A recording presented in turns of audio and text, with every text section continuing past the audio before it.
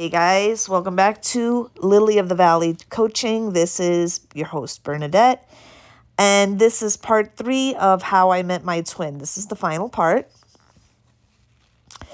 Now, we're going to be able to sink our teeth into this one because this is where it gets very interesting. So, where we left off, we had seen the pattern. 2007, I met my twin. 2014, I reconnected with my twin. 2021, specifically October 14th, 2021 was supposedly, allegedly, the day he died. Very interesting because there's no public record of his death. Interesting and suspect. Because when I had called in to the funeral homes, obviously, somebody knew my number or was able to find my number in some kind of way. Because when I called, and this is all for closure, by the way, okay? There's no shame in my game. I'm going to do what I need to do, no matter how out there it is. I called the funeral home on the West Coast. And nobody got back to me. I left my information. Nobody got back to me. Called back. Again, nobody got back to me. This was after lunch when people already have stuffed their faces. Nobody got back to me. Okay. So I called the East Coast funeral homes, namely the very famous Puerto Rican ones. Okay. I called Ortiz. I called the cemeteries. Okay. I called, what's the St. Raymond's, which I used to live right by St. Raymond Cemetery. Okay. My old apartment was maybe a couple of miles away from St. Raymond Cemetery. Called Woodlawn. Inquired about where he's buried so that I can get this closure. If the man died, the man died. Okay? I was willing to accept the fact that he was gone. Okay? Let them know, listen, I'm a friend, okay? And I need to know where he's buried so I can pay my final respects. I wasn't even given that. Because I was willing to play their game for a little while, knowing full well that the narrative that they were spinning was not the case. So I called these two cemeteries, and there was no record of him being either interred there or buried there. Because at least if he was interred there, because I'm going to tell you, if you're not buried there, they have mausoleums and niches, okay? That if you're cremated, it's either outside or inside, depending on what the family decides to do with the body, okay? So, pardon all of the background noise here. Hold on. This is a residential street. There really shouldn't be any, business trucks passing by here. That's very, whatever. Anyway, so I called these places, and they both didn't have any record of his interred body,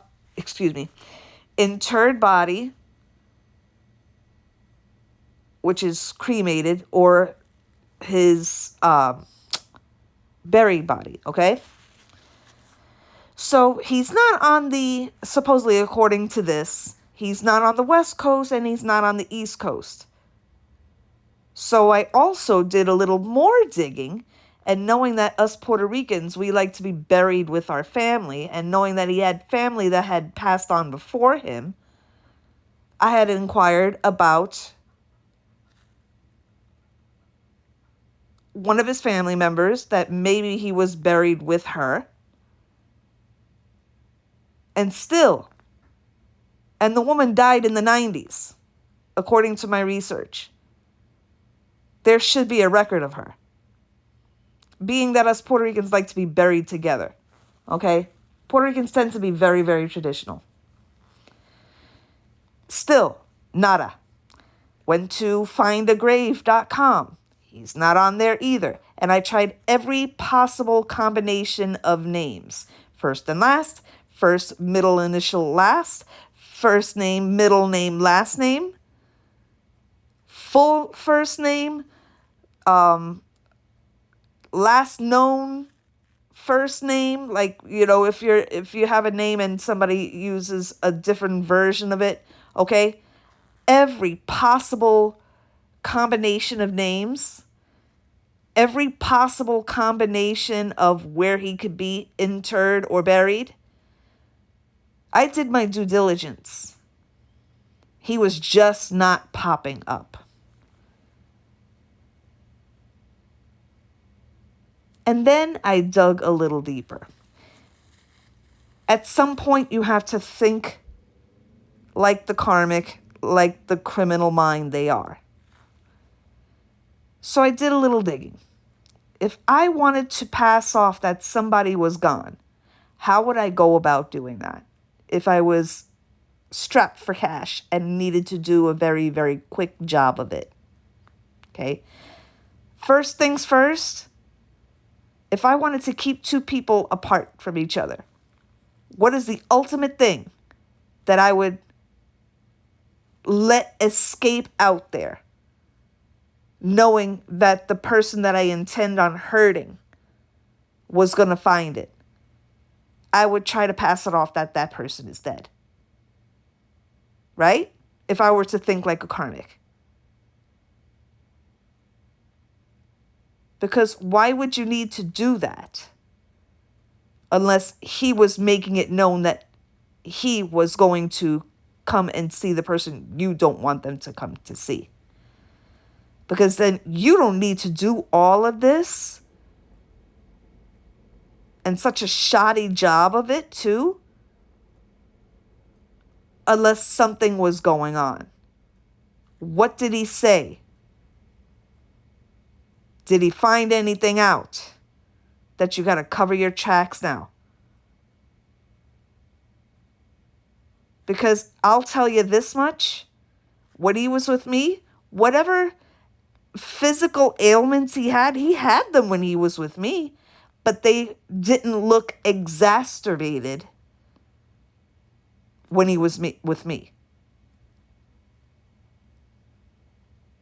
How is it that you go from looking halfway decent, halfway healthy, even considering the things that you had as physical ailments, to looking at 50-something years old like you're 80 years old? All within the span of a year. What happened? This is where the honeypot situation comes in. Because the honeypot knows what's going on physically with the intended target, with the person that they're trying to keep chained up. And that gets back to the person doing the work, or having somebody doing the work for them because they don't want to get their hands dirty. And that's where the spell work comes in, to exacerbate and make even worse what they already had, so it can look like a natural progression of their ailment. It's very sinister. So knowing this is where I did my research.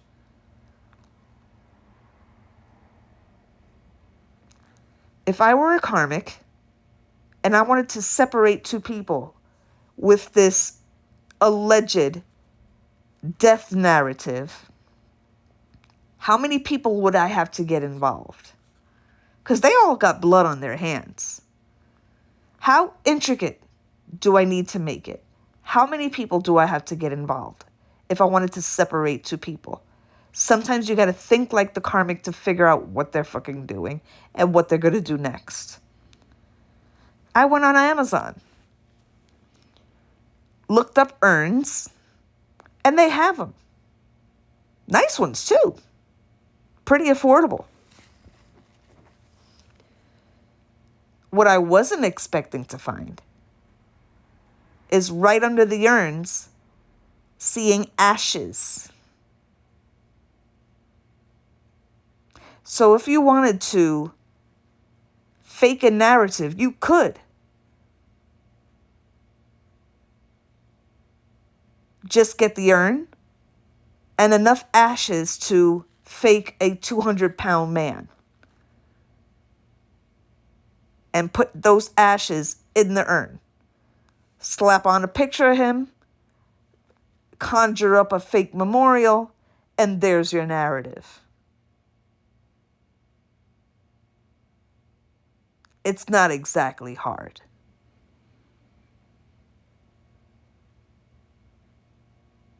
Enter in if the man had weirdo friends that were into all of the macabre shit that happened to work in the funeral business, the morgue business, anything having to do with that, and had connections.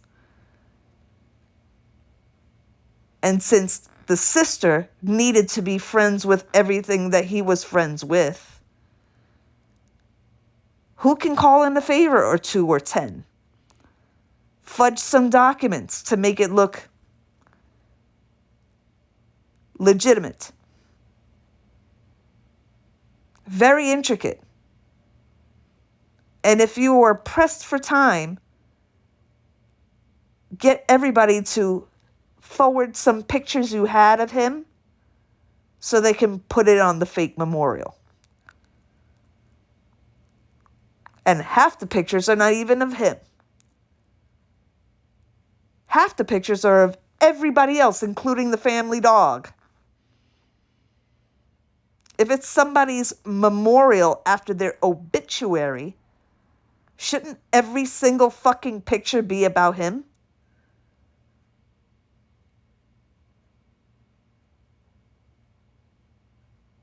When I say this is suspect, that's an understatement. This is why this experience has taught me to be able to teach this to other people. How to be not only a spiritual detective, but to think like the karmic, think like the criminal mind, and get into their mind to figure out what they're going to fucking do next. You don't need a deck of cards to do that. So you tell me, why is it that after 4 years, my spirit is not at rest here? Because unlike the people in my family that have died,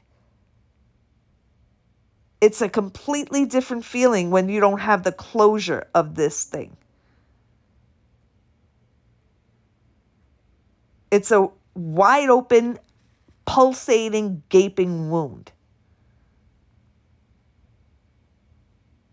There needs to be closure. If this man is indeed gone from this world, then I need to have that closure to be able to say goodbye, which I never got. But if my intuition is on point, like it usually is, and the fact that I'm connected to this man because we have the same exact spiritual, energetic signature. If you're connected to somebody in the twin flame form, You know if that man is dead or not.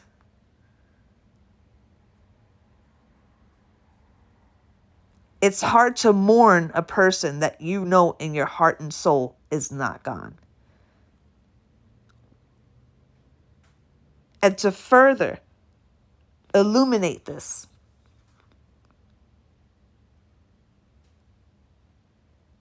when my family member died, I didn't get any dreams because she already transitioned. She had already met Jesus, reconnected with her family, and fully transitioned. Still guiding me from heaven, and protecting me in a way where nobody can fuck with her anymore. Okay? But the point is that she fully transitioned. There was no transitioning here with this situation. I would have felt it. I know what death looks like. I know what it's all about. You forget, I'm a Scorpio rising. I'm not scared of death.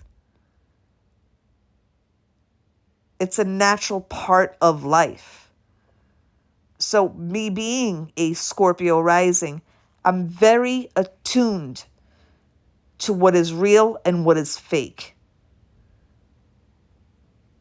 And this seems like a very elaborate scheme, a very elaborate hoax. Especially since I exposed my findings on my old TikTok. Tell me why I can't get back into that account after I dropped that video. After that particular video, I have not been able to get back into that account. Why is that? That same day I dropped that video, I had a dream about his ex.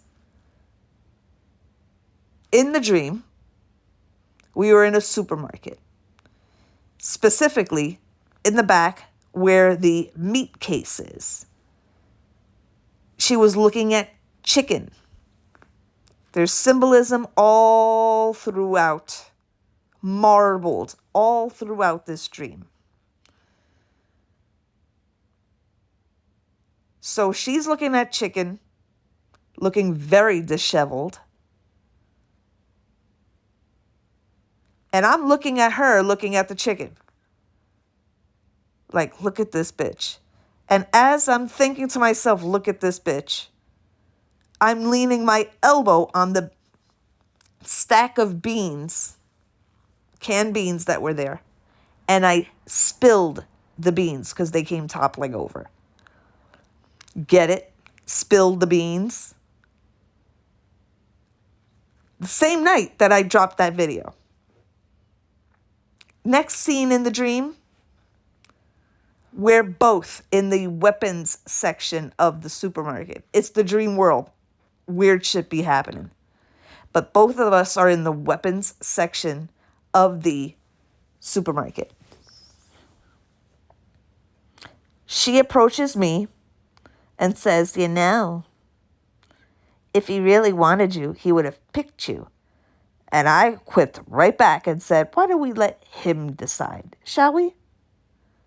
She didn't like that. Third and last part of the dream. My turf, New York City, nighttime, rainy, with a whole bunch of New York taxis. And it's not the modern taxis you see now, the green ones. It was the yellow ones. She gets into the back of a cab with a gentleman that was with her. Skinny, with a very, very thick, dark, I'm going to say it, looks like a 70s porn star mustache. And he's telling her, what's wrong? What's wrong? And she says, just get me the hell out of here. They speed off. That's how the dream ends. And I've had other dreams that confirm my suspicions. Namely, in one dream, it was just me and my twin. And I'm looking up his name in the obituaries in the dream, actually typing out his name. He's on stage in a black top. And he's looking at me and saying, Bernie, I'm right here in front of you. What are you doing? What are you looking at that for? I'm right here standing in front of you. You tell me what that means.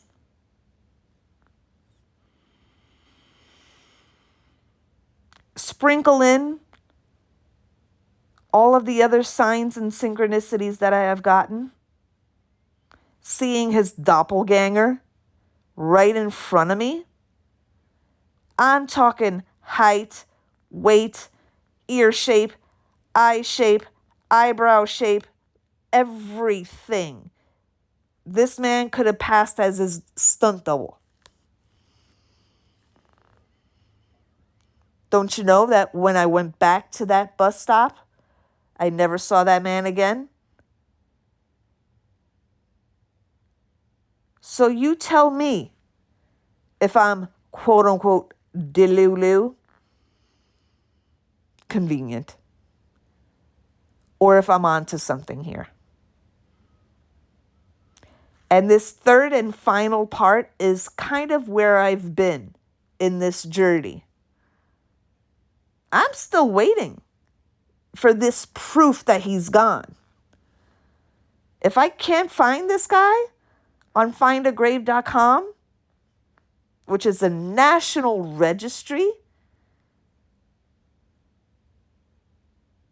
then he's not gone. What happened? What did he say? What did they do?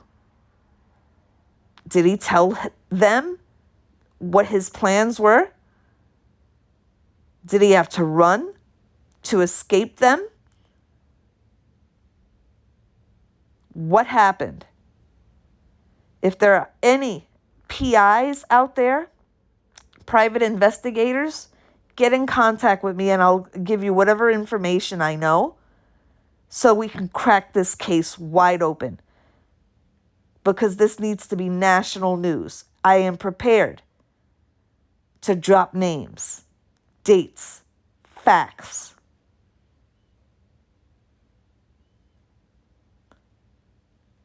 You messed with the wrong twin flame.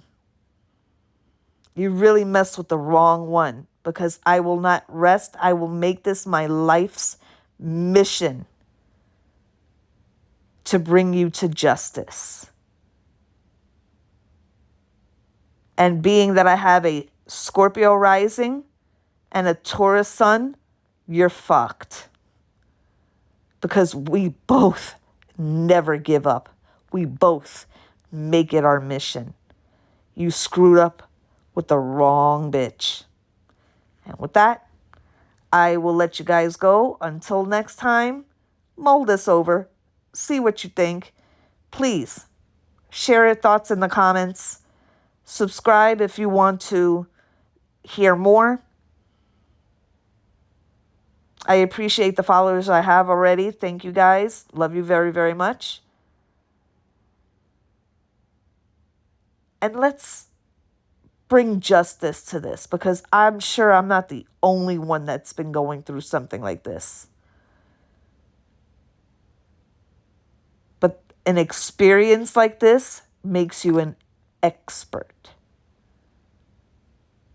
You fucked with the wrong one. With that, peace out, hugs and kisses. Until next time.